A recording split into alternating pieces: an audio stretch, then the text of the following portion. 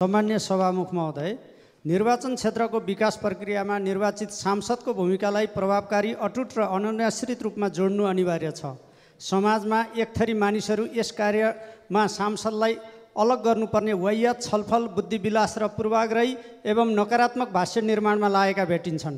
वास्तवमा 165 वटा निर्वाचन क्षेत्रबाट प्रत्यक्ष निर्वाचित सांसदहरू आफ्नो क्षेत्र जिल्लाको विकासमा सक्रिय योगदान दिने पार्टीको स्पष्ट घोषणापत्र र प्रतिबद्धतासहित मतदाताको विश्वास जितेर निर्वाचित भएको वस्तुगत यथार्थलाई बजेट विनियोजनका क्रममा हेक्का राख्नुपर्छ। सांसदहरूलाई कोष होइन योजना सिफारिस गर्ने अधिकार दिँदा त्यस विरुद्ध किन बकवास गरिन्छ? बजेट सुन्ने, छलफल गर्ने, पारित गर्ने हामी सांसदहरूको संवैधानिक र कानुनी अधिकार नै हो।